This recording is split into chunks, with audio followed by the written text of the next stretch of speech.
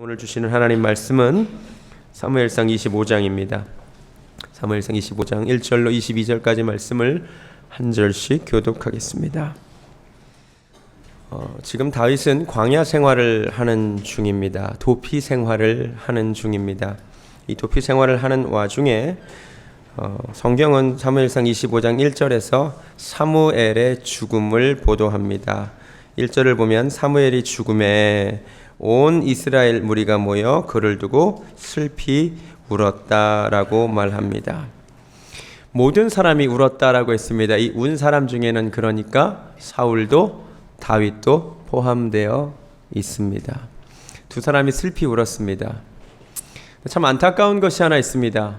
사울과 다윗이 공통점이 있는데 둘 다 사무엘로부터 기름을 부음받았다는 것도 공통점이지만 의외로 참 신기하게도 두 사람 다 영적 지도자 사무엘을 가까이 하지 않았습니다.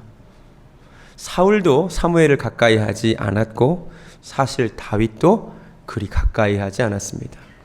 가까이 했던 시절이 있었습니다. 사무엘상 19장에 보면 다윗이 라마나옅으로 도피하여 그곳에서 있을 때 사무엘과 참 좋은 시간을 보냈습니다. 그리고 그때가 가장 안전했었습니다. 기억나십니까? 사울이 자객을 보내도 막 성령께서 막 역사하시니까 너무 안전했어요. 근데 사무엘상 20장 한번 보실래요? 사무엘상 20장 1절에 분명히 뭐라고 되어 있냐면 다윗이 라마나옅에서 도망을 갑니다. 라마나옅에게서 도망갔다는 말은 곧 사무엘에게서 도망갔다는 말을 의미합니다. 왜 도망갔다고 제가 말씀드렸죠? 같이 있어 보니까 안전하고 좋은데 이 사무엘 선지자가 굉장히 부담스러운 캐릭터지요. 그러니까 도망간 것입니다. 그리고는 사무엘이 더 이상 이 땅에 있지 않으니까 두 사람이 슬피 웁니다. 그럼 우리가 무엇을 할 수 있습니까? 우리는 언제나 소중한 사람들이 내 옆에 있을 때는 그 가치를 알아보지를 못합니다. 꼭 그 소중한 사람이 이 땅에 없어지고 나서 다시 만날 수 없을 때에야 그때 잘할 걸, 그때 좀 시간을 많이 보낼 걸 후회하는 모습을 보게 됩니다. 여러분 지금 온 백성이 사무엘을 두고 울잖아요. 근데 사실 사무엘이 살아 생전에 온 백성들이 사무엘을 어떻게 대했습니까? 사무엘상 8장에 보면 우리가 당신은 늙었고 당신 아들들도 좀 현찮으니까 우리에게도 뭐가 있어야 되겠다? 왕이 있어야 되겠다. 성경에 분명히 그 요구가 사무엘의 마음을 상하게 했다라고 나옵니다. 살아있을 때는 그 사람의 마음을 상하게 하고 죽고 나서 없어지고 나서 슬피 웁니다. 모세도 마찬가지입니다. 신명기 34장에 모세의 죽음이 보도되는데요. 성경에 따르면 온 이스라엘 백성이 모세가 죽고 나서 며칠간 애곡했는지 아세요? 30일을 애곡합니다. 모세가 죽은 게 너무 슬퍼서 이제 영적 지도자가 없어진 게 너무 슬퍼서 30일을 울어요. 근데 모세가 살아 생전에 어떻게 했습니까? 눈만 뜨면 모세 못 잡아먹어서 난리였죠. 왜 우리를 애굽에서 인도해 냈느냐? 먹을 거 달라, 마실 거 달라. 참외 먹고 싶다, 마늘 먹고 싶다. 그러니까 모세가 참지 못하고 하나님께 뭐라 그래요? 하나님, 제가 저 백성을 낳습니까? 너무 살아있을 때는, 모세가 옆에 있을 때는 그 가치를 모르고 괴롭히기만 하다가 모세가 사라지고 나니까 30일이나 애곡하는 모습을 보게 됩니다. 사랑하는 성도 여러분, 이 말씀을 통해 하나님께서 주시는 음성을 듣기 원합니다. 여러분 주변에 소중한 사람, 하나님의 사람들, 사랑하는 사람들 있을 때 잘하시기 바랍니다. 뒤늦게 사라지고 나서 그때 뭐뭐 할 걸 후회해봤자 아무 소용이 없기 때문입니다. 특별히 하나님의 종들이 있을 때 가까이 하시기 바랍니다. 제 말이 아니에요. 갈라디아서 6장 6절에 이런 말씀이 있습니다. 말씀을 가르치는 자와 가르침을 받는 자는 말씀을 가르치는 자와 모든 좋은 것을 함께 하라고 했습니다. 아멘. 여러분 목회자들과 모든 좋은 것을 좀 함께 하시기 바랍니다. 아멘. 제가 목회를 짧게 해봤거든요. 해보니까 성도님들이 나쁜 일은 함께 하더라고요. 안 좋은 일이 생겼어. 집안에 아픈 일이 생겼어. 막 속상한 일이 생겼어요. 그러면 저하고 잘 나눠주세요. 제가 함께 슬퍼합니다. 제 용어가 아니고 이 사회적인 용어로 목회자를 감정 노동자로 분류합니다. 무슨 말이냐면 성도님들이 아픔을 겪으면 같이 슬퍼해야 되잖아요. 그러니까 감정으로 노동을 해야 된다. 그래서 성직자들은 감정 노동자 군에 분류가 돼요, 원래. 그러니까 이게 맨날 슬픈 얘기를 들으니까 힘들잖아요. 근데 감사한 일이에요. 근데 성경 말씀은 뭐래요? 좋은 일을 함께 좀 나누랍니다. 좋은 일 있으면 좀 함께 나누시기 바랍니다. 목회자들을 멀리 하시는 분이 계세요. 어떻게 하면 이제 예배 끝나자마자 축도하기 전에 사라지시고 눈 마주칠까봐 그러지 마시고 목회자들과 가까이 하시기 바랍니다. 본문으로 돌아와서 나발과 다윗을 둘러싼 에피소드를 성경이 보도하고 있습니다. 이게 뭐가 그렇게 중요해서 이거를 성경이 보도하고 있는가 오늘 잘 보시기 바랍니다. 이 나발이라는 사람의 이름의 뜻이 좀 재밌습니다. 이름의 뜻이 뭐래요? 그는 어리석은 자. 이름이 좀 이상하죠? 애 이름을 어떻게 나발로 지었나 잘 모르겠습니다. 바보죠, 바보. 우리식으로 하면. 근데 성경에 가끔 보면 부모들 중에 자식의 인생을 생각하지 않고 애들 이름을 막 짓는 부모가 있습니다. 사실 여러분 그 야베스의 기도 잘 아시죠? 야베스의 뜻이 뭔지 아세요? 고통이에요, 고통. 애가 얼마나 놀림을 많이 받았겠어요. 안녕하세요, 제 이름은 김고통입니다. 이럴 때. 이름이 고통이에요. 이가봇이라고 하는 친구도 있었죠?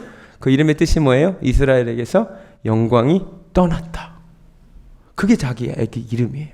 그러니까 이 나발의 부모님도 무슨 곡절이 있는지는 잘 모르겠는데 아들 이름을 어리석은 자, 나발이라고 짓습니다. 근데 이스라엘만 그런 게 아니라 우리나라도 그렇더라고요. 여러분 혹시 노태우 대통령이라고 아세요? 노태우 대통령 뜻이 뭔지 아세요? 클 태에 어리석을 우예요. 크게 어리석은 자. 근데 대통령까지 되시는 거 보면 참 신기하죠.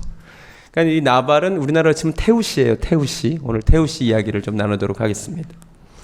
이 나발이 돈을 무지하게 많이 가지고 있습니다. 양이 3,000마리입니다.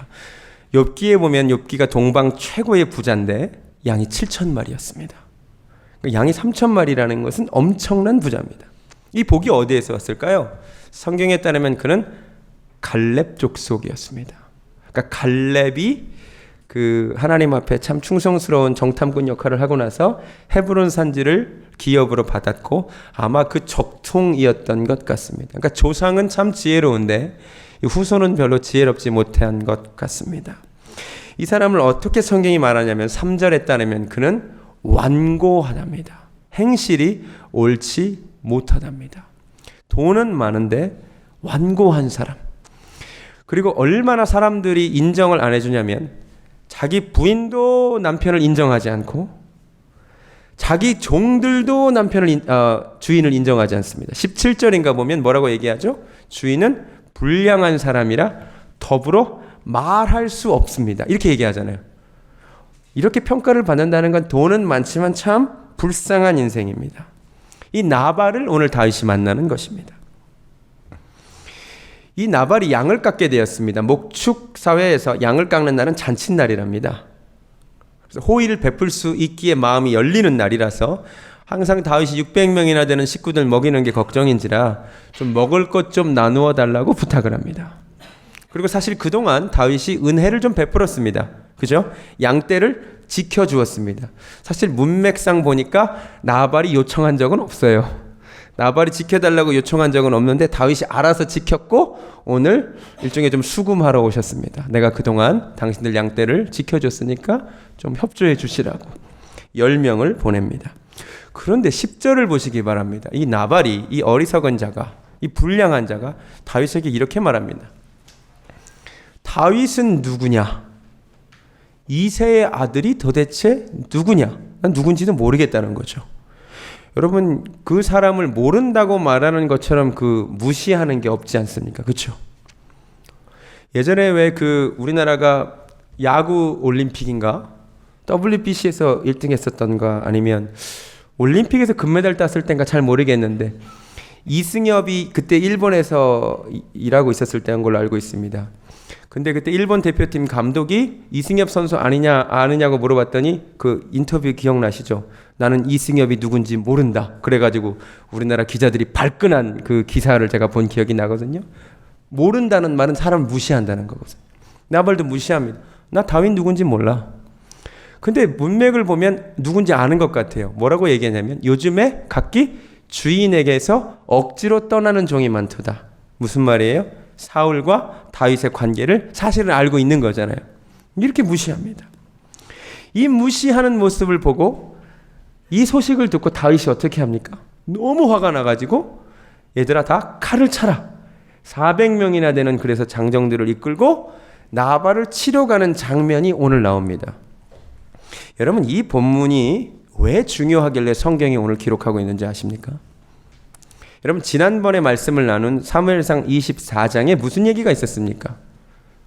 다윗이 자기를 죽이려고 쫓아다니는 사울을 죽일 수 있는 절호의 찬스가 있었는데 그 사울을 죽이지 않고 용서하는 광경이 24장에 펼쳐졌습니다. 26장에도 다윗이 사울을 용서합니다. 24장의 다윗과 26장의 다윗은 나를 죽이려고 하는 자 사울을 용서하는데 25장의 다윗은 용서하지 못하는 모습을 보여주고 있는 것입니다. 무엇이 다르기? 다윗이 사울은 용서할 수 있어요. 사울은 어떤 사람이에요? 그래도 왕이지요.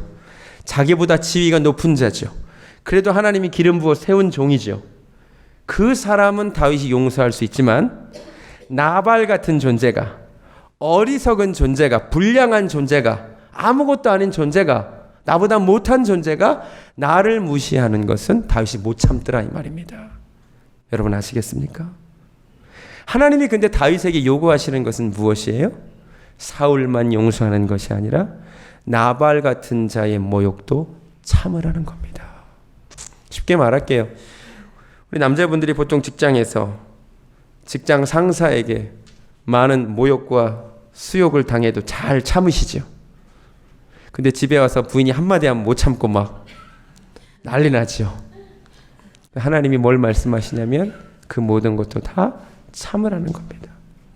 나보다 높고 나보다 지위가 높은 자가 하는 것도 참을 뿐만 아니라 나보다 낮은 사람도 나보다 못한 사람이 나에게 뭐라고 해도 나를 낮출 때도 참으라고 하나님이 거기까지 요구하신다는 말입니다.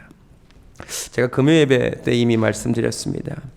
하나님은 어김없이 한 사람을 쓰시기 전에 그 사람을 낮추십니다. 반드시 낮추십니다. 낮추시고 나서야 하나님이 쓰시더라고요. 모세 말씀드렸죠. 모세가 40살이 됐을 때 40살에 얼마나 좋습니까? 그렇죠? 그리고 신분이 애굽 왕자입니다. 나 정도면 뭔가 할 수 있을 것 같을 때 하나님이 그를 안 쓰시더라고요. 그리고 어디로 보내시죠? 미디안 광야로 보내셔서 그를 낮추시되 어디까지 낮추신다고요? 40년간 뭘 하죠? 목축업을 합니다. 근데 성경에 분명히 말하기를 이집트 사람들은 목축업을 가증히 여긴답니다. 이집트 왕자가 이집트 사람들이 가증스럽게 여기는 그 일을 40년을 감당하게 하는 겁니다. 그 일을 계속하면 할수록 그 마음의 자존감이 계속해서 낮아집니다. 어디까지 낮아집니까? 나중에 하나님이 일하라 그러니까 뭐라 그래요? 나는 못합니다. 40년 전에 자신만만할 땐 하나님이 안 쓰시고 낮아지고 낮아져서 나는 감당할 수 없습니다. I'm nothing. 이 말이 나올 때까지 하나님이 낮추셨다가 그를 비로소 쓰기 시작하셨음을 깨달으시기 바랍니다. 구약 최고의 선지자는 엘리야입니다. 구약 최고의 선지자는 엘리야입니다. 제가 인정한 것이 아니라 예수님이 인정해 주셨어요. 왜냐하면 변화산 사건 때 예수님이 만나주신 구약의 인물이 딱 두 명이죠. 한 분이 모세, 또 한 분이 엘리야거든요. 여러분 엘리야도 얼마나 하나님이 낮추시는지 몰라요. 왜? 엘리야도 나름 교만하거든요. 열왕기상 17장 한번 보시면 열왕기상 17장에서 하나님께서 엘리야에게 사명을 주십니다. 너는 가서 아합에게 말을 전하라. 여러분 하나님의 말씀을 듣고 당당하게 가서 디셉 사람 엘리야가 아합에게 선포합니다. 그리고는 18장에서 그 유명한 갈멜산 승리 사건이 있습니다. 850명의 선지자와 대결해서 승리합니다. 하늘에서 불이 내립니다. 근데 하나님께서 17장과 18장을 곧바로 쓰시는 것이 아니라 그 사이에 3년 반의 공백이 있습니다. 그 기간 동안 하나님이 엘리야를 어떻게 하시는지 아십니까? 낮추시는데 사정없이 낮추십니다. 어떻게 하십니까? 하나님이 그를 그릿 시냇가로 보내서 먹게 하시는데 누구를 통해 먹이시죠? 까마귀를 통해서 먹이십니다. 제가 이미 말씀드렸지만 이스라엘 사회에서 까마귀는 어떤 존재라고요? 부정한 존재예요. 까마귀는 가증한 짐승입니다. 그 짐승이 물어다 주는 것을 먹어야 살 수 있는 존재로 만드십니다. 우리로 치면 쥐가 물어다 주는 음식 정도라고 생각하시면 됩니다. 매일 아침 기다려요. 쥐가 음식 물고 오면 그거 먹고 사는 거예요. 그런 느낌으로 까마귀가 와서 먹이는 겁니다. 잠시 뒤에 하나님의 음성이 임합니다. 이번에는 시돈 지역으로 가라. 이제 하나님이 나를 쓰시려나 보다. 아니요. 시돈 지역으로 가서 누구 집에 머물게 하십니까? 한 과부 집에 머물게 하십니다. 여러분, 이스라엘 사람들에게 있어서 고아와 객과 과부는 약자의 대명사입니다. 도움을 줄 대상이지 도움을 받을 대상이 절대 아닙니다. 근데 하나님께서 엘리야의 자존심을 그렇게 낮추시는 겁니다. 가서 과부에게 빌부터 살라는 것입니다.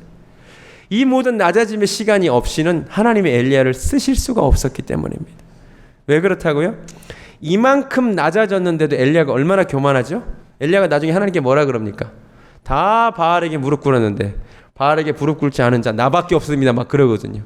하나님이 그때 완전히 깨버리시죠. 뭐라 그러시죠? 아니 7,000명이나 남겨놨어. 하나님이 그만큼 낮추셔서 그 정도, 그죠? 안 낮추시고 하나님이 엘리야 쓰셨으면 어떻게 하실 뻔했습니까? 사랑하는 성도 여러분, 꼭 들으시기 바랍니다. 기억하시기 바랍니다. 하나님은 언제나 하나님의 사람들을 사용하시기 전에 낮추십니다. 그 낮추는 손길을 보는 자가 복이 있음을 깨달으시기 바랍니다. 오늘 본문이 다른 얘기가 아니라 하나님께서 다윗을 낮추시는 이야기입니다. 낮추시되 어디까지 낮추시냐면 나발과 같은 어리석은 자를 통하여 낮추시는 거예요. 누가 낮추신다고요? 하나님이 낮추시고 계세요. 근데 오늘 사무엘상 25장의 다윗의 눈에 하나님의 이 손이 보입니까? 보이지 않습니까? 보이지 않습니다. 누구만 보입니까?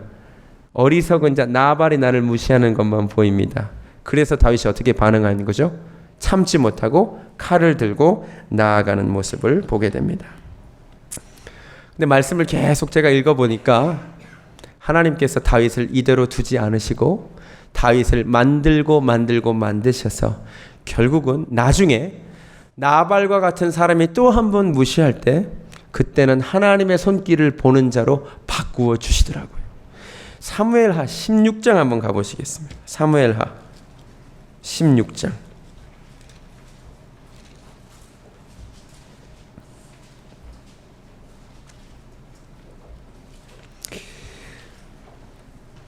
다윗에게 아들이 있었는데 압살롬이라고 하는 아들이 있었습니다. 근데 이 아들이 감히 아버지를 배신합니다.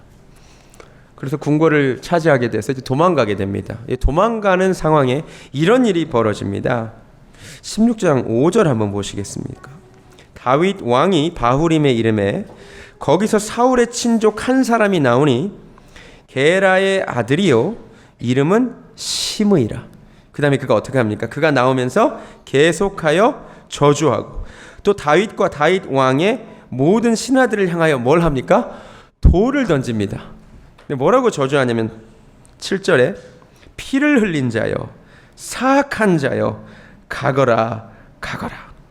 사울의 족속의 모든 피를 여호와께서 내게 돌리셨도다. 8절 후반부에도 너는 피를 흘린 자므로 화를 자초하셨도다. 지금 시므이가 다윗을 뭐 하고 있어요? 저주하고 있습니다. 다윗을 모욕하고 있습니다. 다윗을 조롱하고 있습니다. 나발 때보다 더 심하게 조롱하고 있습니다. 그렇죠? 돌 던져요. 이 사악한 자여, 피 흘린 자여 막 욕합니다. 이 모습을 보고 옆에 있던 수르의 아들 아비새가 발끈합니다. 9절에 이 죽은 개가 어찌 내 주 왕을 저주하리이까 청하건대 내가 건너가서 그의 머리를 베게 하소서. 자연스러운 반응입니다. 근데 이 다음에 다윗이 하는 말이 놀랍습니다. 10절 함께 읽겠습니다. 시작. 왕이 이르되 스루야의 아들들아 내가 너희와 무슨 상관이 있느냐. 그가 저주하는 것은 여호와께서 그에게 다윗을 저주하라 하심이니 내가 어찌 그리하였느냐 할 자가 누구겠느냐 하고. 아멘. 11절 후반부에도 여호와께서 그에게 명령하신 것이니 그가 저주하게 버려두라. 아멘. 다윗이 바뀐 것이 하나 있지요. 무엇이 바뀌었습니까? 사무엘상 25장과 사무엘하 16장 두 군데서 다 다윗은 모욕을 당합니다. 다윗은 낮아짐을 경험합니다. 수치를 경험합니다. 근데 25장의 다윗은 화를 냅니다. 사무엘하 16장의 다윗은 화를 내지 않습니다. 무엇 때문에? 이전에 보이지 않던 하나님의 손길이 그의 눈에 보이기 시작했기 때문입니다. 누가 한다고요? 하나님께서 저로 다윗을 저주하게 하신다고. 하나님께서 저로 나를 낮추게 하신다고. 사랑하는 성도 여러분, 우리 인생을 살다 보면 하나님께서 우리를 낮추실 때가 진짜 있습니다. 지금도 그것을 경험하고 계시는지 모르겠습니다. 여러분, 하나님이 우리를 낮추실 때 그 낮추시는 손길을 보는 은혜가 있기를 원합니다. 하나님의 손이 나를 만지사, 나를 만드사 하나님이 기뻐하시는 그릇으로 만들기 위하여, 그 모양으로 만들기 위하여 때로 나보다 못한 사람도 쓰셔서 하나님이 저를 낮추십니다. 하나님이 나를 낮추시는 손길을 보지 못하면 불평하게 되고 원망하게 됩니다. 그러나 하나님의 손길을 보게 되면 감사하게 되고 내 자신을 돌아보게 됩니다. 여러분, 주님께서 우리에게 원하시는 것은 그리스도의 장성한 분량까지 자라나는 것입니다. 그리고 보니까 우리 주님이 모진 조롱을 견뎌내셨습니다. 여러분, 예수님께서 마지막 겪으셔야 했던 유혹이 무엇이냐면, 마지막 견뎌내셔야 했던 유혹이 뭐냐면, 십자가에서 예수님이 달려 계실 때 사람들이 뭐라 그러죠?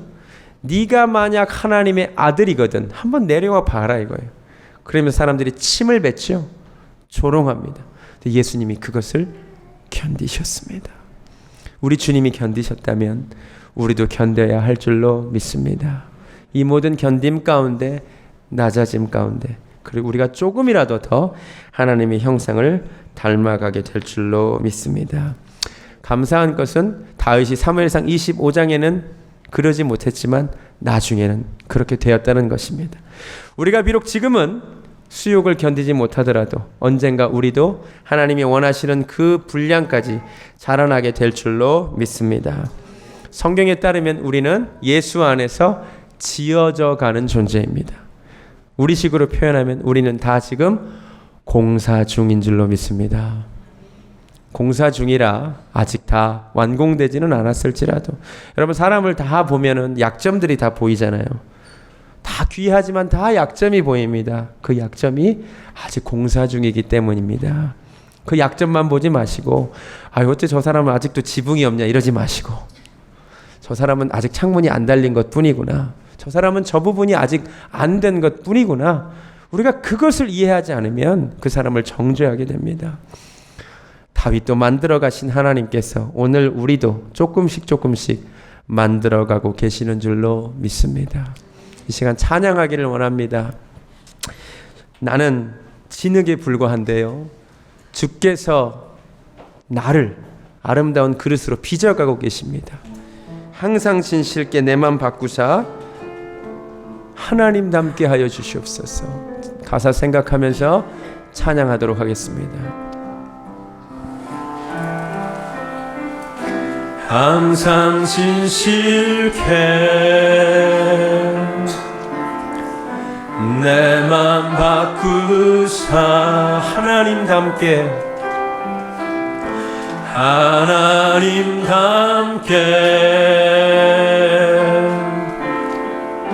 하여 주소서. 한 번 더 고백합니다. 항상 진실케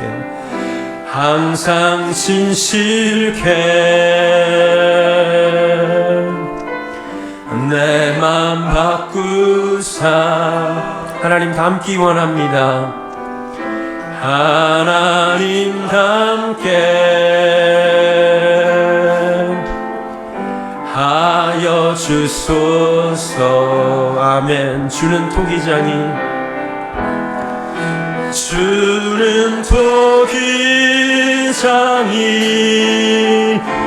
나는 진흙 날 빚으소서. 기도하오니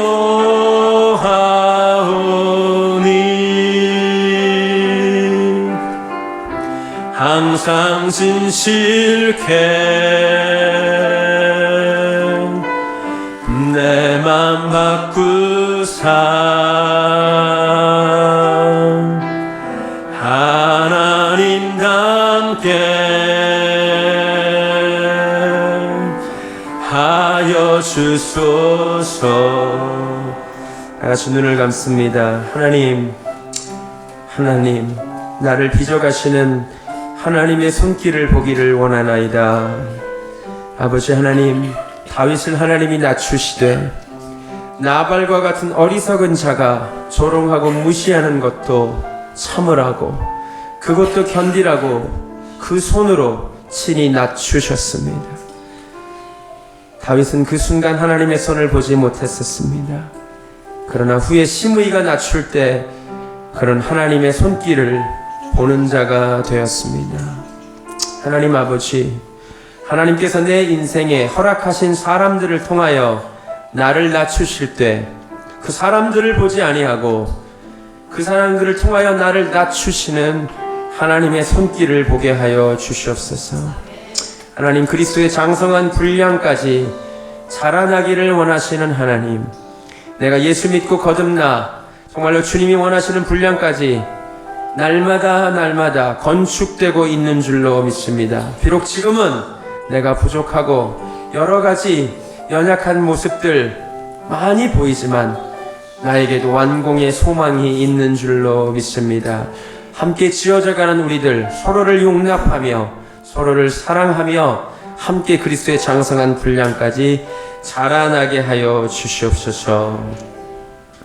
이제는 십자가의 그 수욕을 참으시고 죽기까지 충성하신 우리 주 예수 그리스도의 은혜와 사람을 통하여 우리를 낮추시고 주께서 원하시는 그릇으로 오늘도 빚어가시는 하나님 아버지의 극진하신 사랑과 성령님의 만져주심이 이 말씀을 붙들고 하나님이 기뻐하시는 모습으로 빚어지기를 소원하는 우리 사랑하는 베델대단 성도님들 머리 위에 지금부터 영원까지 함께 계시기를 간절히 축원하옵나이다.